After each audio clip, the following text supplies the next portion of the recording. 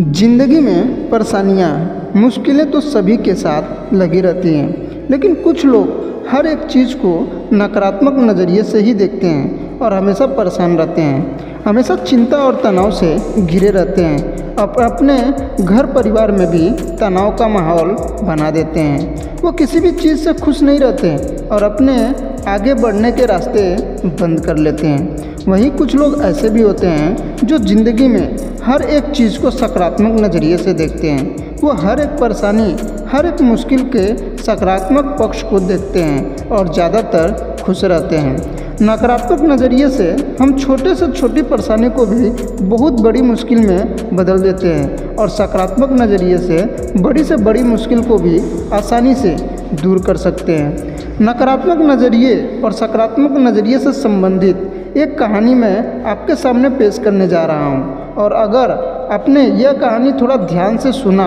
और समझ लिया तो मैं दावा करता हूँ कि यह कहानी आपके सोचने के नज़रिए को ज़रूर बदल देगी। तो आइए शुरू करते हैं आज का ये वीडियो। एक व्यक्ति काफ़ी दिनों से चिंतित चल रहा था, जिसके कारण वह काफ़ी चिड़चिड़ा तथा तनाव में रहने लगा था। वह इस बात से परेशान था कि घर के सारे खर्चे उसे ही उठाने पड़ते हैं। पूरे परिवार की जिम्मेदारी उसी के ऊपर है। किसी न किसी रिश्तेदार का उसके यहाँ आना जाना लगा ही रहता है। उसे बहुत ज़्यादा इनकम टैक्स देना पड़ता है इत्यादि। इन्हीं बातों को सोच कर वह काफ़ी परेशान रहता था तथा बच्चों को अक्सर डांट देता था तथा अपनी पत्नी से भी ज़्यादातर उसका किसी न किसी बात पर झगड़ा ही चलता रहता था। एक दिन उसका बेटा उसके पास आया और बोला, पिताजी मेरा स्कूल का होमवर्क करा दीजिए। वह व्यक्ति पहले से ही तनाव में था तो उसने बेटे को डांटकर भगा दिया, लेकिन जब थोड़ी देर बाद उसका गुस्सा शांत हुआ तो वह बेटे के पास गया तो देखा कि बेटा सोया हुआ है और उसके हाथ में उसके होमवर्क की कॉपी है। उसने कॉपी लेकर देखी तो उसने होमवर्क किया हुआ था। जैसे ही उसने कॉपी नीचे रखनी चाहिए, उसकी नज़र होमवर्क के टाइटल पर पड़ी।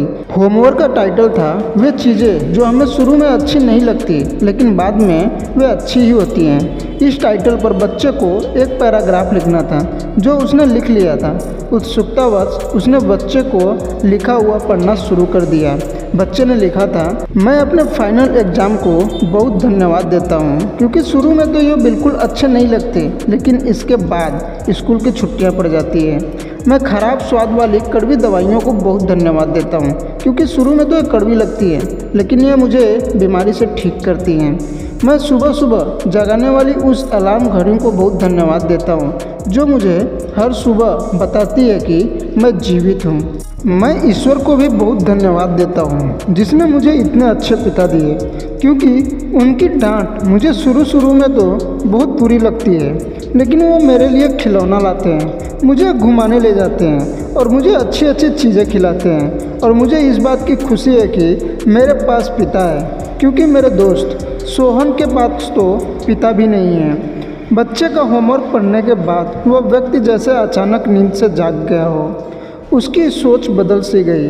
बच्चे की लिखी बातें उसके दिमाग में बार बार घूम रही थी, खासकर वह लास्ट वाली लाइन उसकी नींद उड़ा गई। फिर भी वह व्यक्ति थोड़ा शांत होकर बैठा और उसने अपनी परेशानियों के बारे में सोचना शुरू किया। मुझे घर के सारे खर्चे उठाने पड़ते हैं, इसका मतलब है कि मेरे पास घर है और ईश्वर की कृपा से मैं इन लोगों से बेहतर स्थिति में हूँ जिनके पास घर नहीं है। मुझे पूरे परिवार की जिम्मेदारी उठानी पड़ती है, इसका मतलब है कि मेरा परिवार है, बीवी बच्चे हैं और मैं दुनिया में अकेला नहीं हूँ और ईश्वर की कृपा से मैं उन लोगों से ज़्यादा खुशनसीब हूँ जिनके पास परिवार नहीं है और वो दुनिया में बिल्कुल अकेले हैं। मेरे यहाँ कोई ना कोई मित्र या रिश्तेदार आता जाता रहता है, इसका मतलब है कि मेरी एक सामाजिक प्रतिष्ठा है और मेरे पास मेरे सुख दुख में साथ देने वाले लोग हैं। मैं बहुत ज़्यादा इनकम टैक्स भरता हूँ, इसका मतलब यह है कि मेरे पास अच्छी नौकरी है और मैं उन लोगों से बेहतर हूँ जो बेरोज़गार हैं और पैसों की वजह से बहुत सी चीज़ों और सुविधाओं से वंचित हैं। हे मेरे भगवान, तेरा बहुत बहुत शुक्रिया, मुझे माफ़ करना, मैं तेरी कृपा को पहचान नहीं पाया। हाथ जोड़कर उस व्यक्ति ने ईश्वर को धन्यवाद देते हुए कहा। इसके बाद उसकी सोच एकदम से बदल गई। उसकी सारी परेशानी, सारी चिंताएं एकदम से जैसे खत्म हो गई। वह एकदम से बदल सा गया। वह भागकर अपने बेटे के पास गया और सोते हुए बेटे को गोद में उठाकर उसके माथे को चूमने लगा और अपने बेटे को तथा ईश्वर को धन्यवाद देने लगा। दोस्तों, इस कहानी में बहुत सी गहरी और अच्छी बात छुपी हुई है कि आपके सामने जो भी परेशानी है, आप उनके नकारात्मक पक्ष को ना देखकर उसके सकारात्मक पक्ष को देखें। हम जब तक किसी भी चीज़ को नकारात्मक नज़रिए से देखते रहेंगे, तब तक हम परेशानियों से घिरे रहेंगे, चिंता और तनाव में घिरे रहेंगे। लेकिन जैसे ही हम उन्हीं चीज़ों को, उन्हीं परिस्थितियों को सकारात्मक नज़रिए से देखेंगे, हमारी सोच एकदम से बदल जाएगी। हमारी सारी चिंताएं, सारी परेशानियां, सारे तनाव एकदम से ख़त्म हो जाएंगे और हमें आगे बढ़ने के लिए और मुश्किलों से निकलने के लिए नए नए रास्ते दिखाई देने लगेंगे। दोस्तों, ईश्वर ने आपको जो भी दिया है उसमें खुश रहना चाहिए। कभी भी किसी चीज़ के ना होने पर ईश्वर को दोष ना दें, बल्कि ये सोचें कि जितना आपके पास है उतना भी बहुत से लोगों को नसीब नहीं होता। आप बहुत से लोगों से आज भी बहुत बेहतर स्थिति में हैं। आपके पास आज तो कुछ भी है।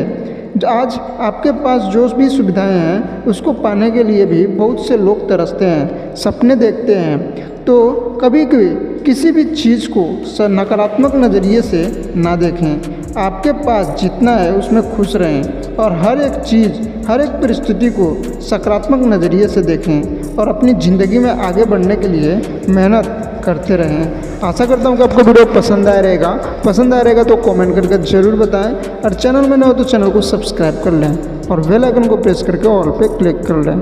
धन्यवाद दोस्तों। बोलो जय श्री कृष्णा।